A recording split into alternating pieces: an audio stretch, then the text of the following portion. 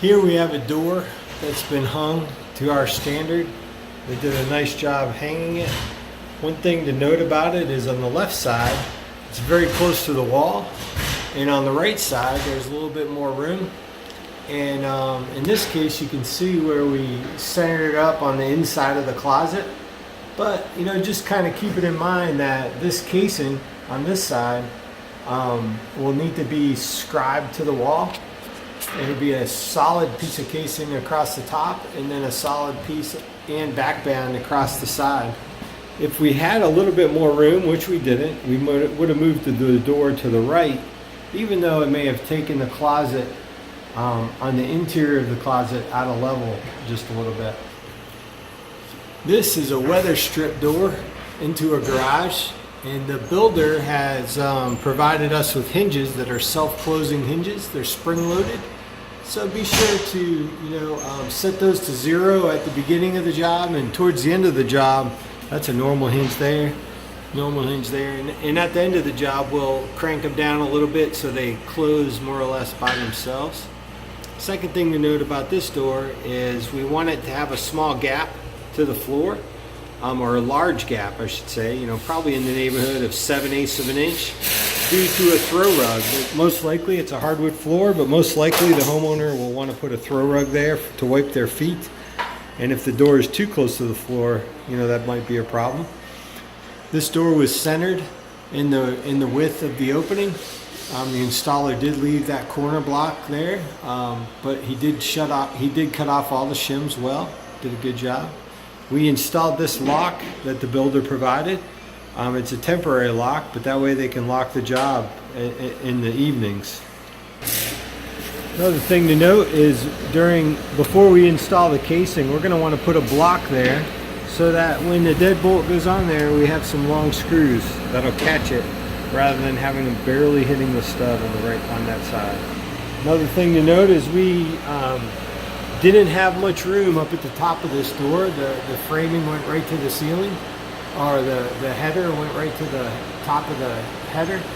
And I'd like to say that we cut the flooring so that the door sat down in the hardwood floor. Again, we made sure the door is up off the ground an inch.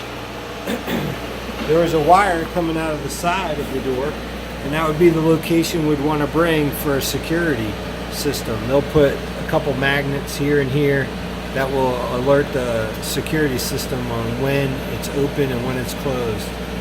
You can see the weather stripping here at the bottom of the door, and underneath this plate there's a screw that actually raises this threshold up and sinks it down lower to make this door easier or harder to adjust.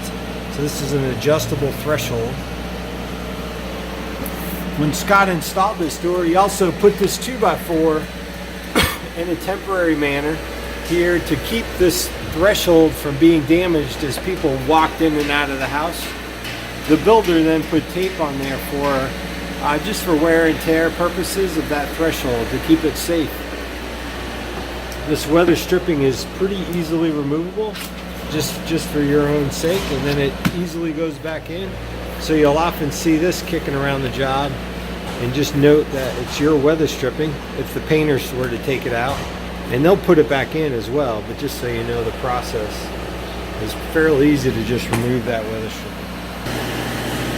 So the door I'm about to show you is in a garage, pretty normal, 3-car garage or whatever. There's the door we just talked about. This door here is sitting directly onto the concrete. It's weather stripped because it's actually in the house.